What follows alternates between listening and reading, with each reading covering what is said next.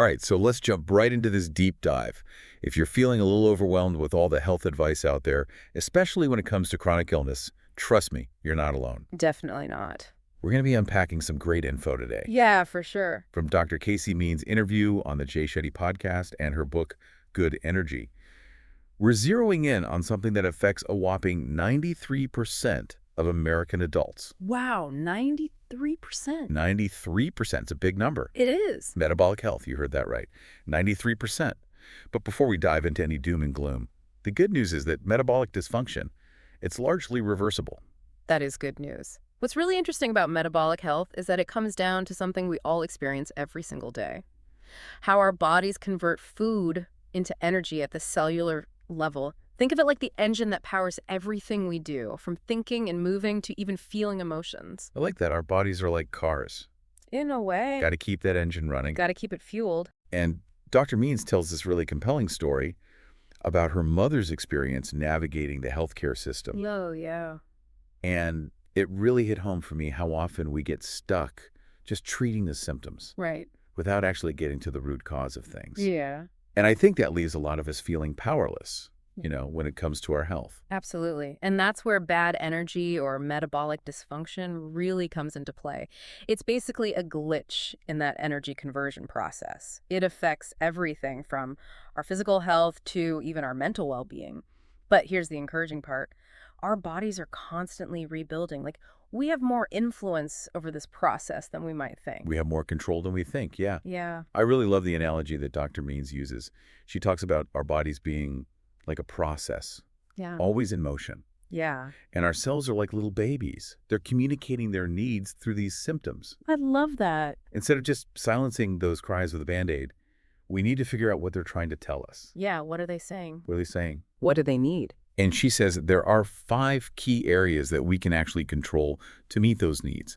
What we eat, how we sleep, how we move, our stress levels, and the toxins that we're exposed to. So I'm curious, if you think about your own life right now, which of these areas kind of jumps out at you? That's a good question. You know what? Let's look at inflammation.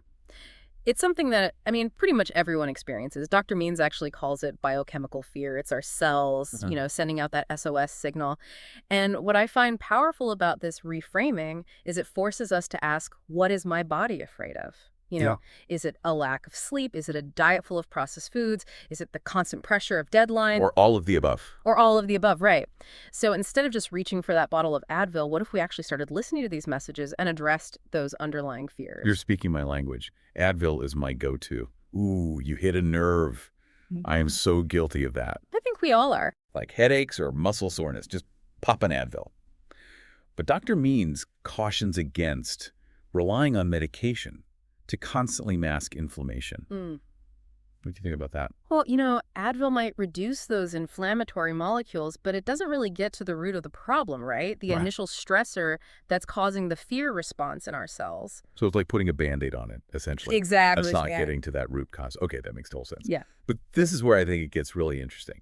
Dr. Means is a big proponent of using technology to understand our metabolic health. Yes. In ways we've never been able to before. Absolutely. She's really excited about wearables, CGMs, continuous glucose monitors. Yes. At-home lab tests, all of that. All that good stuff. It's amazing. Think about it. These advancements empower us to take control of our health. And you know what? There are actually 5 free biomarkers that I think everyone should know. Fasting glucose, triglycerides, HDL cholesterol, waist circumference, and blood pressure. Those markers really paint a clear picture of our metabolic health. So we can get a snapshot of where we're at. Exactly. Pretty easily. And the best part is we can track these pretty easily with a simple blood test and a tape measure. Easy peasy. Easy peasy. You know what? I recently started using a CGM. Oh, nice. And honestly, it's been such a game changer. I bet. It's amazing to see how even small tweaks, like just going for a quick walk after a meal, can have such a noticeable impact on my blood sugar levels. It's incredible, isn't it? It really highlights just how much control we have. It really does. Yeah. And it's empowering. It is. It's funny because it brings us to this point that might surprise you, okay? Only 6.8% of American adults meet all 5 of those metabolic health criteria. Wow. It's a pretty stark reminder that we have some work to do, right? We do. But the silver lining here is that Even these small changes Yes. can have a huge positive impact on our health They really can. and reduce our risk for chronic diseases. Absolutely. I'm always amazed by how much emphasis is placed on finding the next miracle drug. Right. When something as simple as walking can have such profound effects on our health. I know, right? It's like walking is the ultimate life hack. It is. But there's a real biological reason for this. When we sit for long periods, those glucose channels that help our cells use sugar for energy, they become a little sluggish. They get lazy. They get lazy, right. But walking, even at a low intensity level, helps keep those channels open and our mitochondria happy. Keeps those cells happy and moving. Exactly. So it's not just about that hour at the gym. It's about moving throughout the day. Exactly. Okay, so let's shift gears just a bit Yeah. and talk about a term that many listeners might not be familiar with: social jet lag. Ooh, social jet lag. Interesting. What comes to mind when you hear social jet lag? Staying up late on the weekends, sleeping in. Yeah, it makes me think, how consistent is our sleep schedule? That's a key part of it. Social jet lag really disrupts our natural circadian rhythms, those internal clocks that regulate everything from our sleep-wake cycles to hormone production and even our metabolism. So if I'm staying up late, sleeping in on weekends, thinking I'm catching up on sleep, Oh. I'm actually messing with my circadian rhythm. You are, and that inconsistency, it can have this ripple effect on your metabolic health. It can even increase your risk for chronic diseases down the line. Not that good thing. It's not a good thing. But the good news is we can actually calculate our social jet lag. Yeah. And aim to keep it under 2 hours. That's the sweet spot. Oh, that's good to know. Ouch, I might be guilty of that.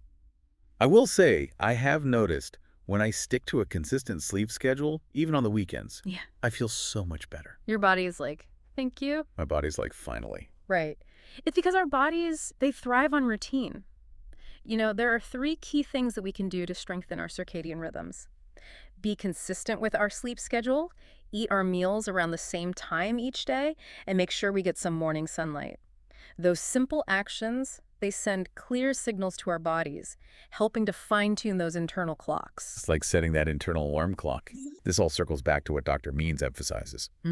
That link between fear and metabolic dysfunction. Right. Makes me wonder, how do we cultivate this sense of fearlessness in a world that often feels like it's designed to keep us in this state of anxiety? That's a great question. It's a powerful one, too. I think it leads us to explore this connection between our physical and emotional well-being on a much deeper level. And I think creating a sense of safety and abundance for ourselves, that's a powerful antidote to fear. It's about shifting our perspective from scarcity and lack to one of awe and appreciation. Appreciating the miracle of being alive. I mean, we're all going to die, right? Yeah.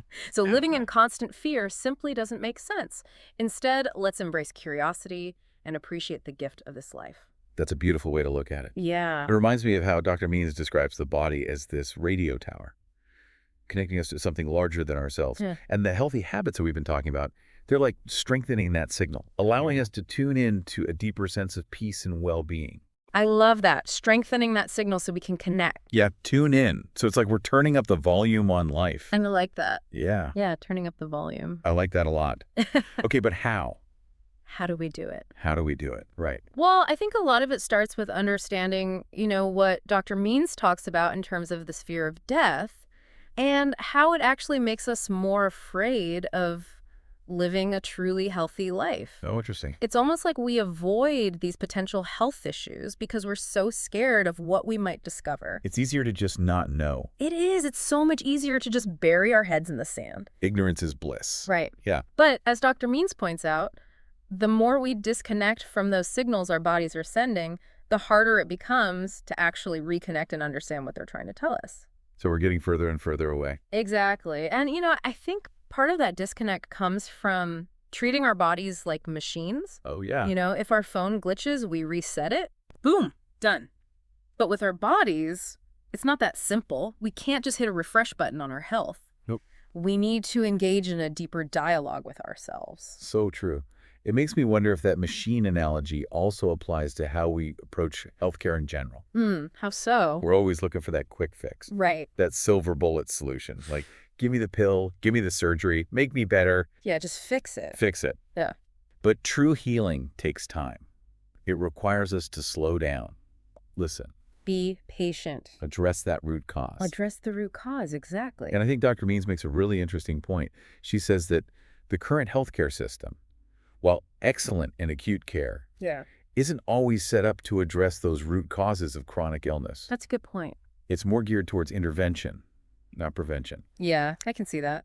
And she uses a pretty powerful phrase, eat what you kill, to describe the financial incentives. Driving a lot of healthcare decisions, it's a little unsettling to think that profit, rather than patient well-being, might be the main driver in some cases. Well, and it is a complex issue, and I think it's important to acknowledge that so many doctors, they genuinely want to help their patients. Absolutely. But the system itself, it can create these limitations, these biases that make it really challenging to effectively address chronic illness. That makes sense. But Dr. Means does propose some pretty bold policy changes that she thinks could help shift the paradigm. Like what? Like banning pharmaceutical ads on news outlets. Wow. Right.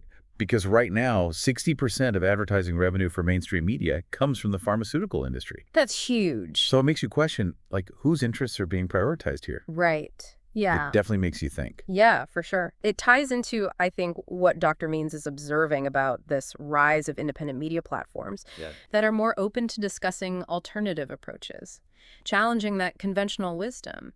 It seems like people are really craving information that empowers them to take control of their health, not just blindly trusting the system. It's a shift, right? Yeah. We're taking back our power in a lot of ways. We are. Absolutely.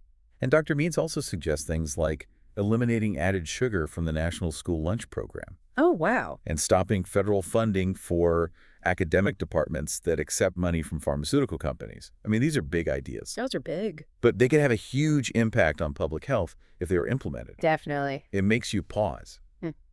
It's kind of hard to believe that in a world where metabolic dysfunction is so widespread, we're still recommending that kids consume up to 10% of their calories from added sugar. Yeah. It's wild, isn't it? Yeah. It's a perfect example of how policy can either support or hinder our efforts to create a healthier society.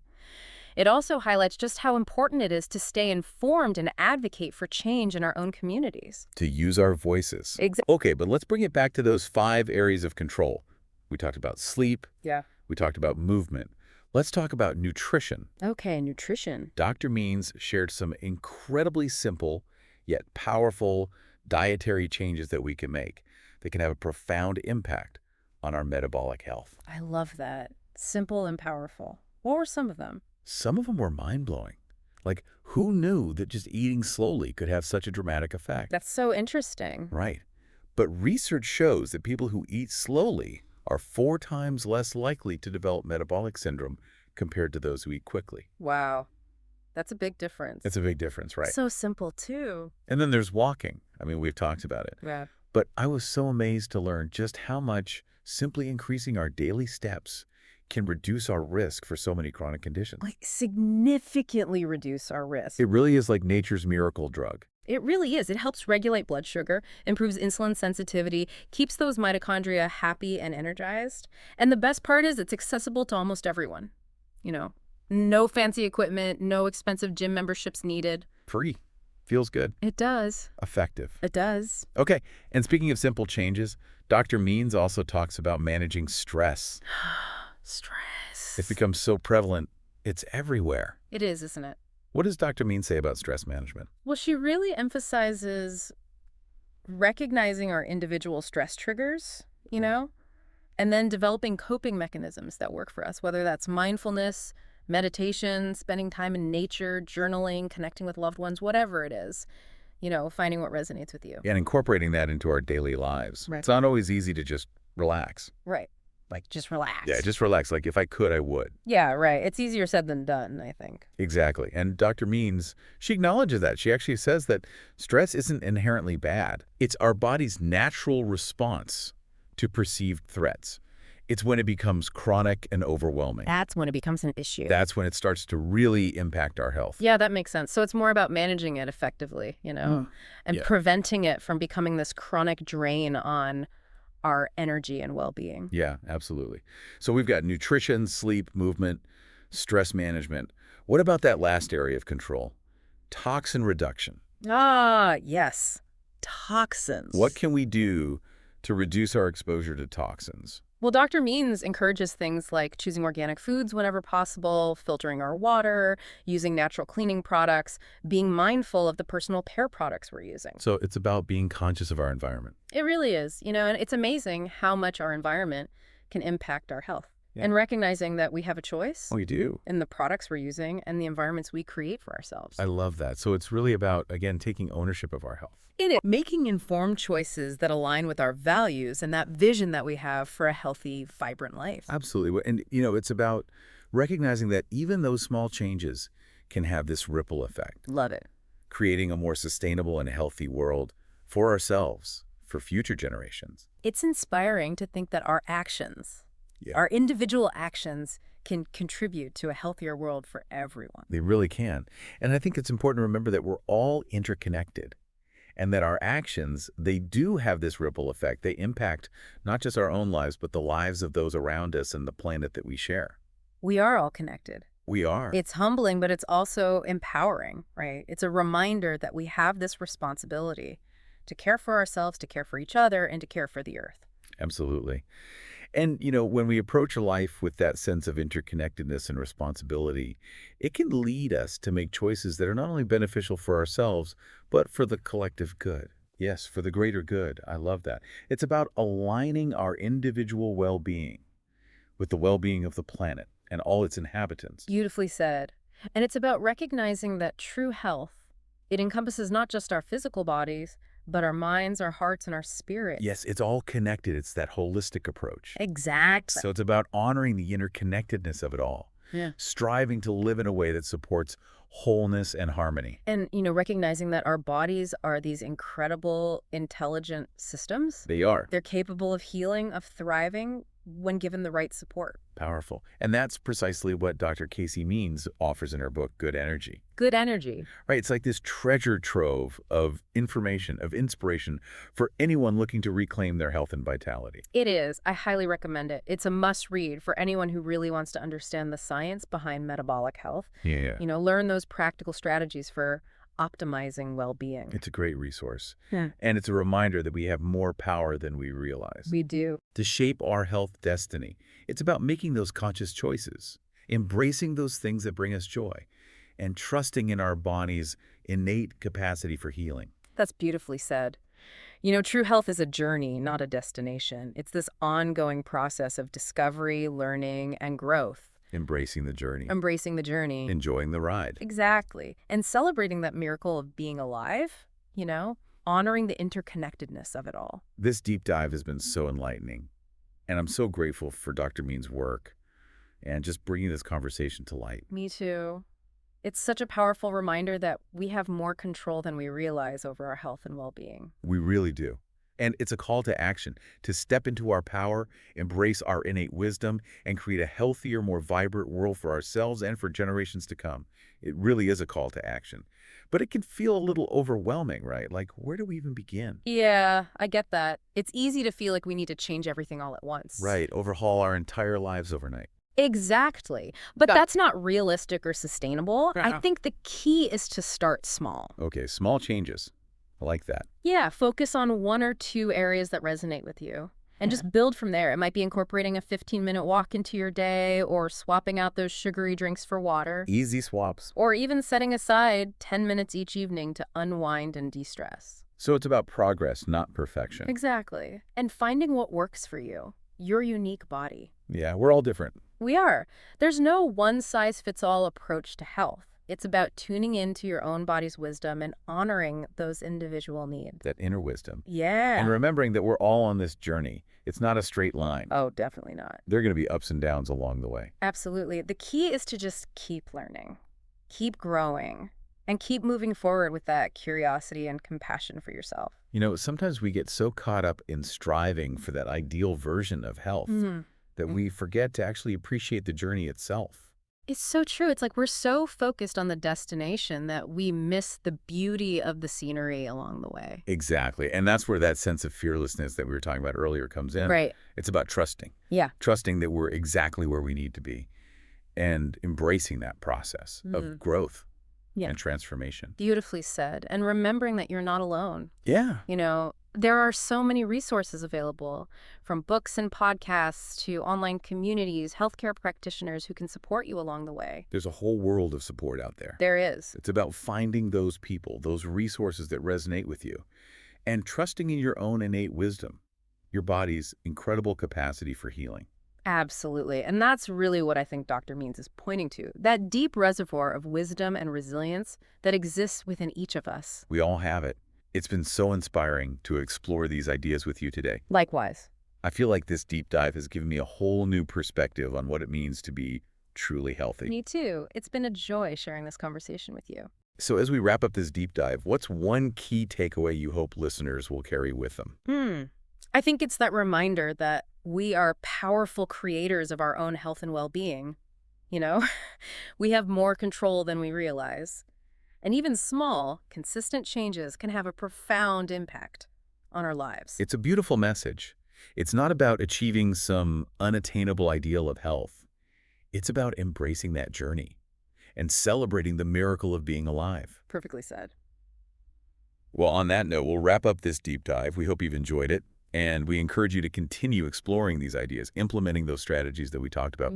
Remember, you have the power to create a healthier, more vibrant life for yourself. And don't forget to share what you're learning with others. Together, we can create that ripple effect of positive change that extends far beyond ourselves. I love that. Thanks for joining us. And we'll see you next time for another deep dive to the fascinating world of health and well-being.